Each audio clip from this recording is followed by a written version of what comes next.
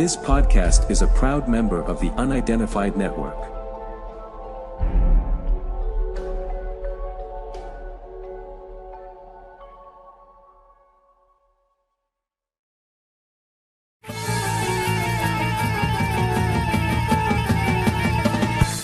So now, ladies and gentlemen, live and in colour, it's Mr. Wayne Lovejuice.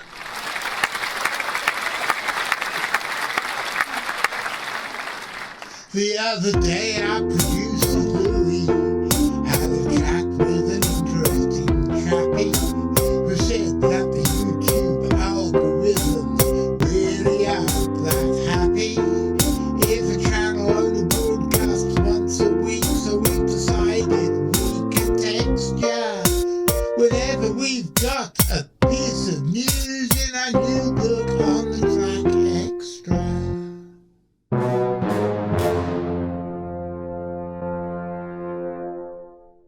Hello ladies and gentlemen, my name's John Downs, I'm the director of the Centre for Fortune Zoology, and welcome to another episode of On the Track Extra. We're always being told how the mainstream media is dying and how we are seeing the birth of the new media across the internet and particularly on YouTube, which I suppose makes us, and this show in particular, part of the new media. I'd never really thought about it like that. And so, because it's our responsibility to bring you the latest news from around the world on our particular subjects, Lilith and I are now going to bring you a selection of the latest news. First of all, let's go to Worcestershire. A shaken big cat skeptic has described the terrifying moment that a puma stalked him through woodland near Worcester as several photos emerge of dead deer. The man described seeing a puma near Worcester as others share photos of muntjac deer carcasses in other parts of the county, including Blakedown, Kidderminster and Chaddesley Corbett, a small village near Kidderminster. I saw a puma. Note, I didn't say I think I saw, or I saw what I think was a puma. I saw a puma, he said, describing a sighting near Worcester in the week before Christmas at 4 a.m. The close encounter was described in vivid detail in the Worcester Big Cats group on Facebook. The witness, who believed at first that the creature was a dog and had previously thought such sightings were a hoax, noted the animal's distinctive tail as it walked towards him. He added, I realised that if it continued, it would reach a point where it would be blocking my route, so I began to walk as calmly as I could to get out of the area. It was around 25 metres from me when it jumped through a gap and into the woods. I suddenly felt extremely vulnerable, as I could hear it still approaching towards me through the woods. I got out onto the street as soon as possible and walked briskly home, feeling very shaken. I have sat and thought it over and over and over, as I did as soon as I returned home. I know what I saw. I've not even the slightest doubt. Strangely, I have always thought that these sightings are either hoaxes or mistakes, but I had a very, very clear view and I could clearly see the animal in front of me and its size and its shape. I really wish I'd had the balls to stop and take a picture. I have a good quality camera on my phone, but I absolutely put my hands up and admit that I was pretty much terrified. Another member of the group shared a photo of a muntjac deer carcass in a horse paddocks at Blakedown near Kidderminster. The woman who took the photo wrote, I've lived in the area for 23 years and never seen anything like it. It's been pretty much eaten inside and out. notice 23. Another member took photos last month of 2 dead muntjac deer in 2 different locations in Chattersley Corbett. The muntjac had been hidden under a conifer and something came back to devour it later, he said. Mandy Akers, one of the founders of the Worcester Big Cat Group, said, whilst the carcasses showing up intrigues us because they could be big cat kills, we also have to consider other reasons these carcasses not lose sight of other animals or instances which may have been the cause, such as foxes, badgers, dogs, humans even. Just because we believe that big cats are around does not mean that every carcass found is the responsibility of one of these animals. However, for those of us who have seen a big cat, we know that there is a possibility that these kills, could be a big cat kill. Well, ladies and gentlemen, it gets better. So far, it's just a fairly ordinary big cat report from pages of the provincial newspaper. But when I read the name Chattersley Corbett, a little village where the 2 muntjac carcasses were discovered, I had one of those ding light bulb moments.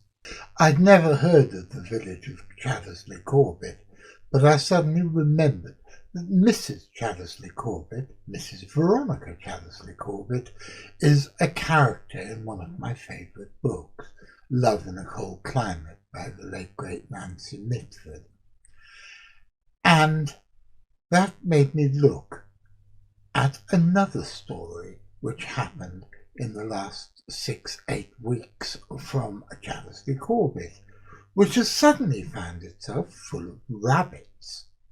The Wolverhampton Express and Star in mid-November told how the leader of a Dudley Animal Sanctuary spoke of her disgust and shock at the discovery of 100 rabbits, some of which were dead and dying, that were found left abandoned in woodland near Chattersley Corbett in the Wyre Forest.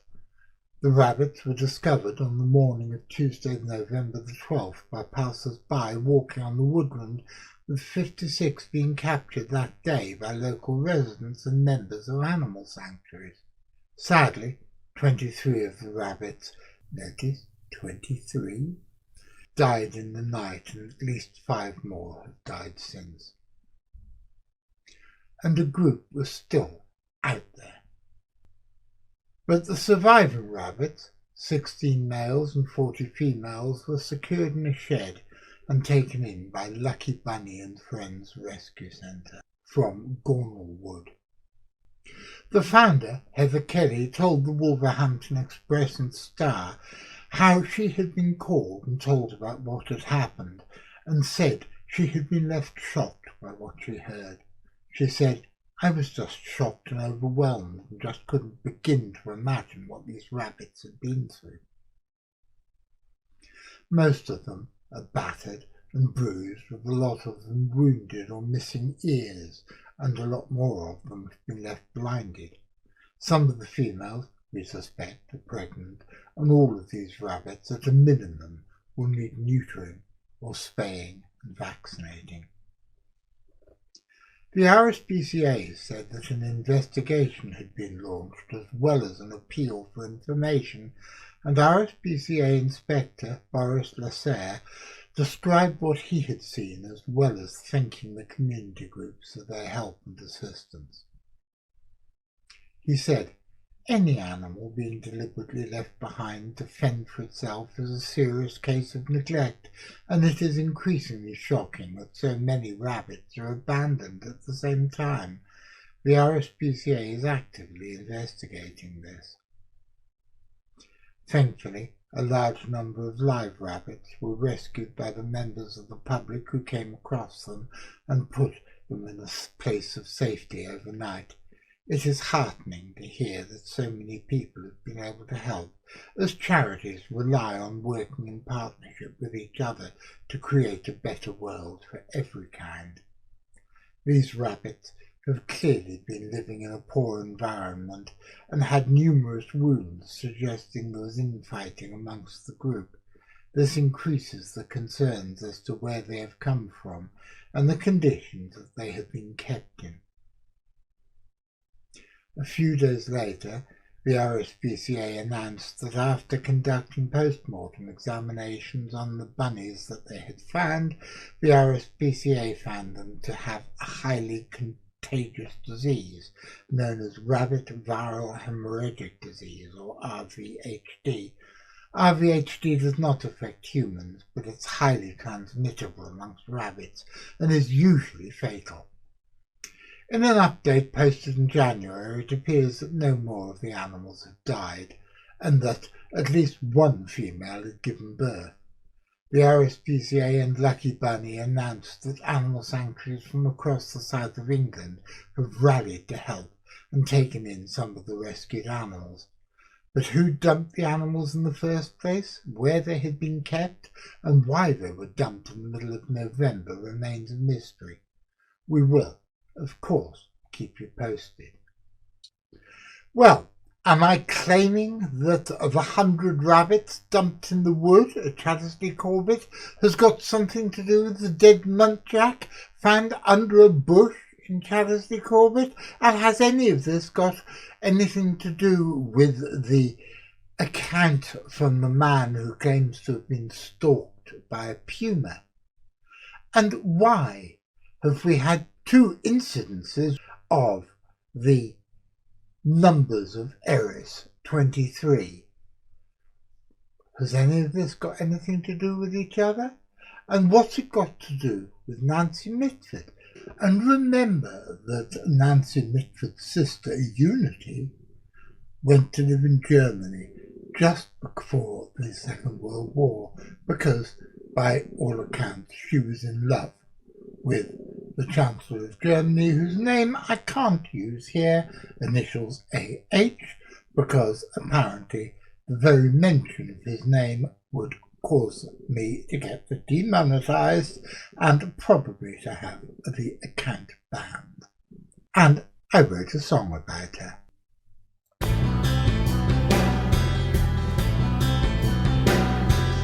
One summer evening with a head full of pills in a village down in the Oxfordshire Hills, I lay by a gravestone and stared at the sky, and Unity stared back with Valkyrie eyes, as she stared at the swastika scratched in the grass, and pondered her dreams of a possible past.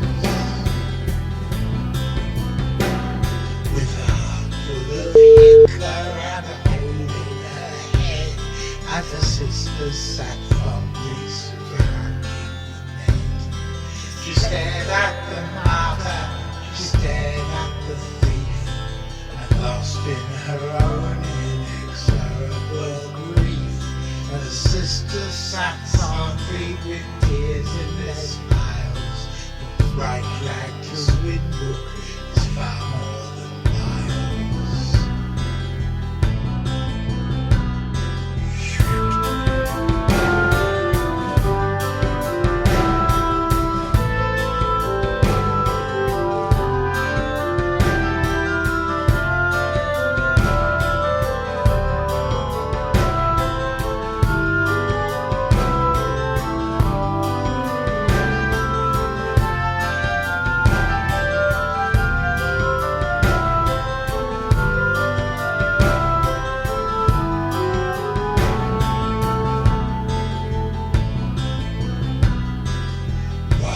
Summer evening, quite close to the end, though the hole in your head was beginning to mend.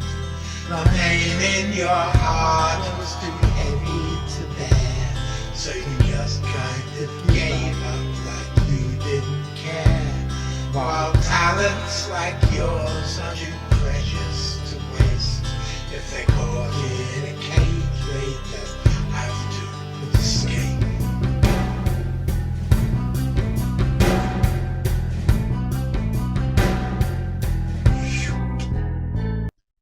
Well, ladies and gentlemen, I'm afraid I inadvertently lied to you. I said at the beginning of this show that this was going to be a roundup of news, and a roundup of all the best of the contemporary news about mystery animals.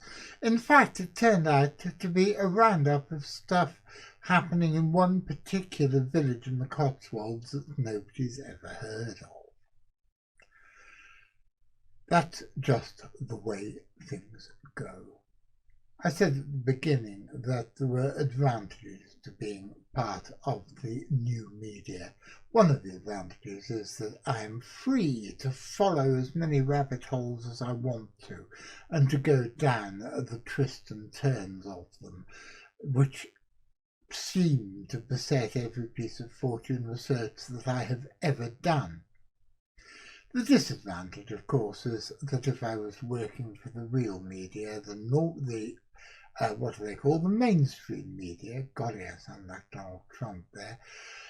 If I was working for the mainstream media, then I would have a whole string of people working with me, and I wouldn't have to do it all myself, and it would probably have taken far less than the 4 or 5 hours it's taken me on this Sunday afternoon to do this. But needs must, and because I don't have a wonderful throng of people to help me, I do it myself.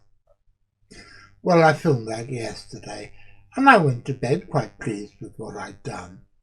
But in the night, I suddenly had a horrible thought, and I had a word with a close friend of mine who said, "Don't be so bloody stupid, Jonathan. There's no way can you get away with having the name of the 1930s Chancellor of Germany, or the name of the strange crooked cross-like symbol that he made his own, even though you are not a neo-Nazi or a fascist or anything of the sort.